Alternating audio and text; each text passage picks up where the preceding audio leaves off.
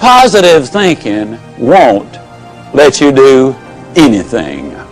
I get so annoyed when I hear some people enthusiastically stand up and say, man, with positive thinking you can just do anything. Just believe it, and man, think about it positive enough, you can do it. I believe that's ridiculous. See, I'm 60 years old. I don't care how positive I got. I could not whip a boxing champion. I don't care how positive I got. I could not play football in the NFL or the basketball in the NBA. I don't care how positive I got. I couldn't perform major surgery on you and have you live. Nor could I give you a lecture on nuclear physics. Positive thinking won't let you do anything, but it will let you do everything. Better than negative thinking will. Now, I know that for most busy people, getting regular exercise is about as easy as climbing Mount Kilimanjaro. But it can be done. You've just got to have a plan. You've got to set some goals, because it's just as difficult to reach a destination you don't have as it is to come back from a place you've never been. Unless you have definite, precise, clearly defined goals, you will not realize the maximum potential that lies within you. And this applies to every aspect of your life, not just to exercise. Now, here's some steps you can take towards that end. First, identify your goals, and next, set a deadline for reaching them. Make a list of obstacles you have to overcome to reach your goals. Identify the people who can help you overcome those obstacles, and make a list of skills you have and those you need to achieve your goals, and then develop a plan. Now, a word about goals themselves. There are 7 different kinds of goals. There are physical, financial, spiritual, career, family, mental, and social. And these 7 types of goals share several characteristics. First, to be effective, they must effect change. We must have some big goals, because thinking big creates the excitement necessary for accomplishment. Second, you must have some long-range goals so that short-range frustrations don't stop you in your tracks. Occasionally, circumstances do arise that are beyond your control, and oftentimes obstacles such as market changes, sickness, accidents, or family problems can be pretty intimidating. But by keeping your eye on the prize, you will find that the excitement of winning that prize will carry you through the tough times. Third, if you don't have daily objectives, you qualify as a dreamer and not as a doer. Dreamers are fine, provided they build foundations under their dreams by working daily towards them. Often, the difference between the great and the near great is the awareness that making it big means working every day towards our long-range objectives.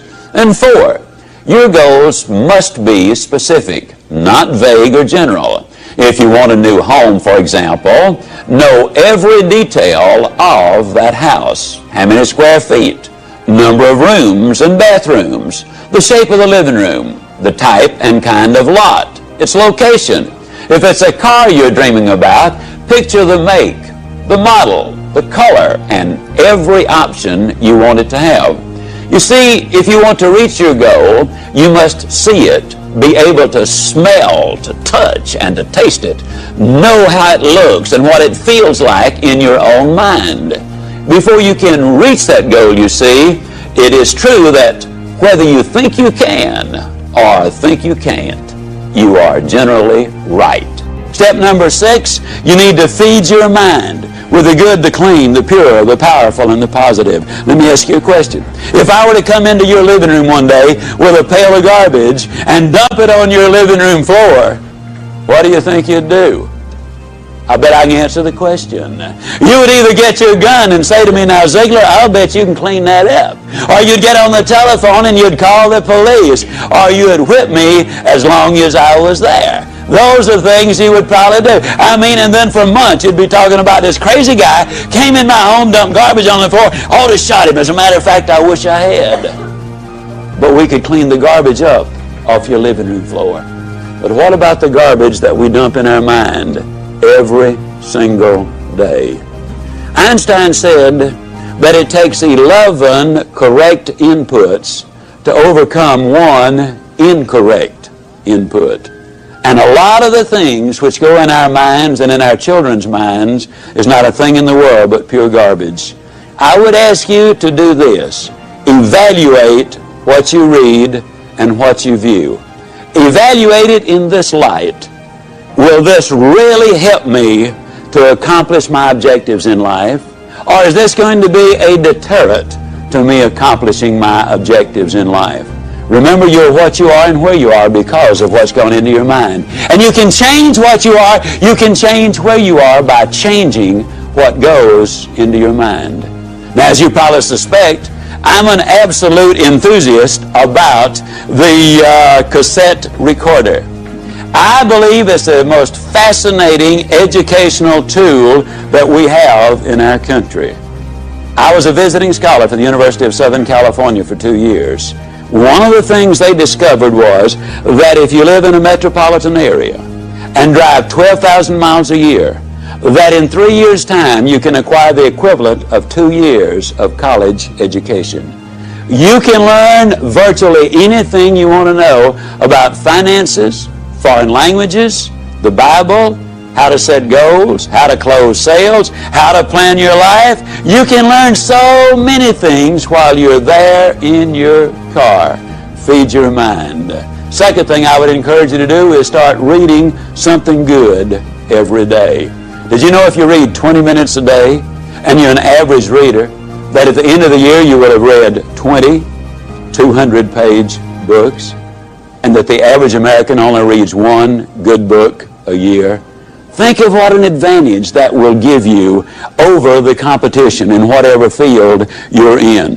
Now, who does these things? Well, Mary Kay Ash of Mary Kay Cosmetics told me that she would never get in her car without a cassette that she could listen to while she was going somewhere. H.L. Hunt, worth $3 billion at his death, listened to cassette recordings until after he was 80 years old. Wallace Johnson, one of the co-founders of Holiday Inns International, over 80 years old, tells me he listens every day and reads at least 2 good books every month. Alan Bean, one of the astronauts who walked on the moon, told me that the astronauts on their way to the moon and back, and please understand, these people have the best self-images, the most clearly defined goals, the most positive mental attitude. They're the most confident, competent people as a group maybe that our country has. But these people were listening to motivational recordings on their way to the moon and back.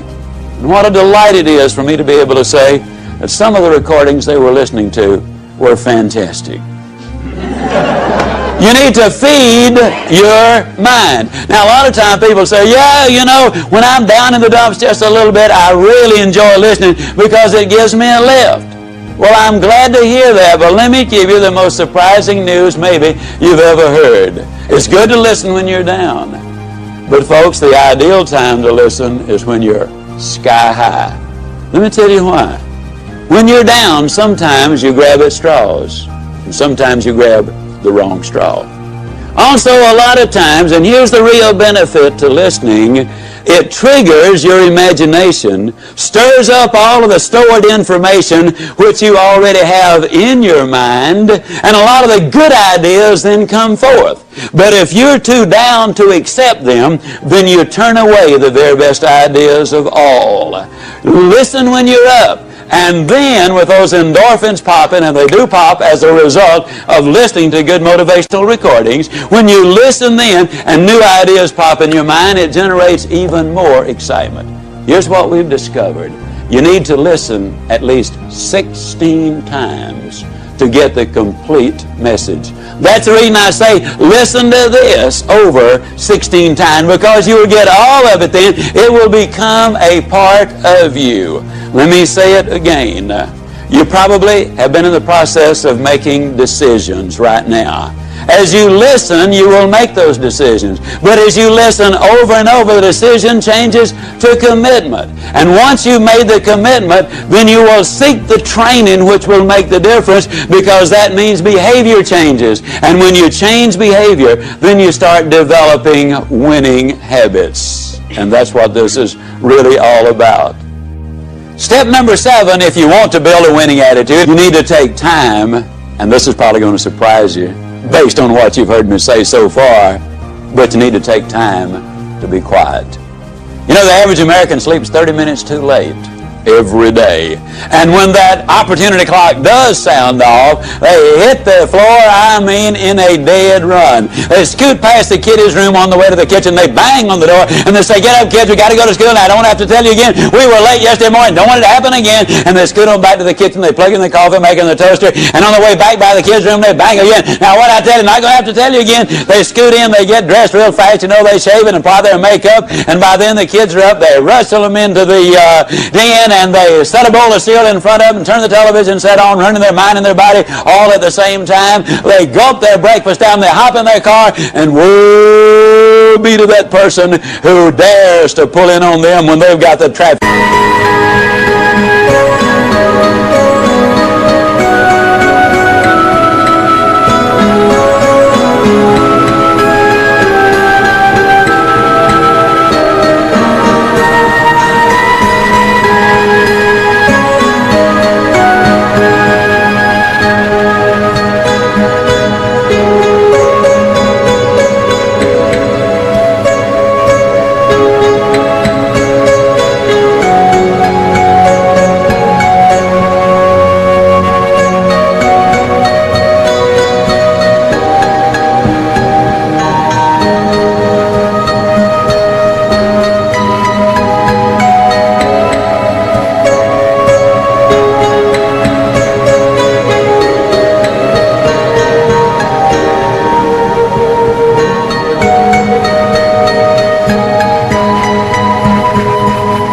Jump on them. It will be too bad for them if they do. They hustle down, they drop their kids out, they rush on down to their work, and they're busy all day, and in the evening they come home and repeat that process, and by the time they get ready for bed, after watching 3.5 hours of television, they are exhausted.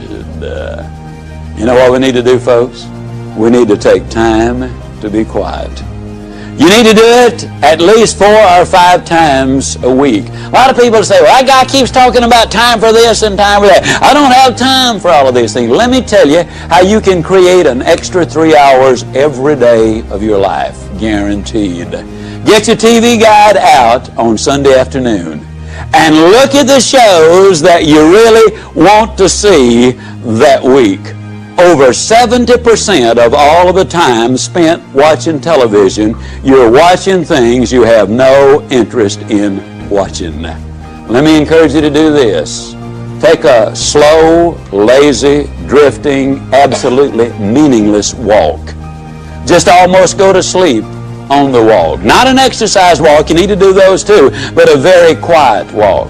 Pick out a place in your home where you can be absolutely quiet on occasion. If you have to get up 30 minutes earlier, that's wonderful.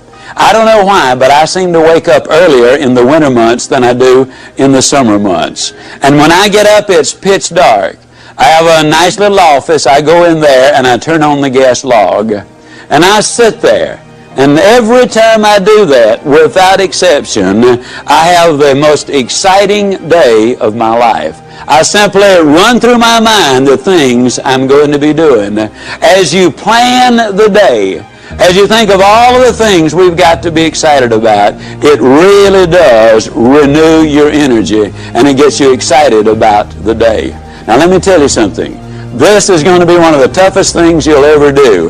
When you sit down saying, "Well, I'm going to sit perfectly quiet for 20 or even 30 minutes, you will think of 2,868 reasons or things that you've got to do. You try to decide, do I raise the window or lower it? Do I turn the heat up or down? Do I cut the air conditioner off or do I turn it more full blast? Do I really need to go to the bathroom? Am I going to get me a cup of coffee? What is that noise against the outside? Maybe I better check up on that." Resist the temptation. spend a few minutes in quiet, reflective thought. It does make a difference. Take time to be quiet. Step number 8, take time for those you love. Dr. Herb True, professor at Notre Dame, outstanding speaker, good friend of mine, suggested this, which I really think is so valid. Frequently, every 2 or 3 months, you should close your eyes and visualize that everybody whom you love, really love, were suddenly, completely, totally, and forever taken out of your life. Then ask yourself the question, what would your regrets be? Would you really regret that you had not picked up the telephone and called that distant cousin, or even a brother or a sister, or a mother or father, or a son and a daughter? Would it be really a heartbreaking experience because you had not called and said, you know, I'm really sorry that we had the problem. I don't know whether it was your fault or my fault, but let's get together and solve the problem. Take time for those.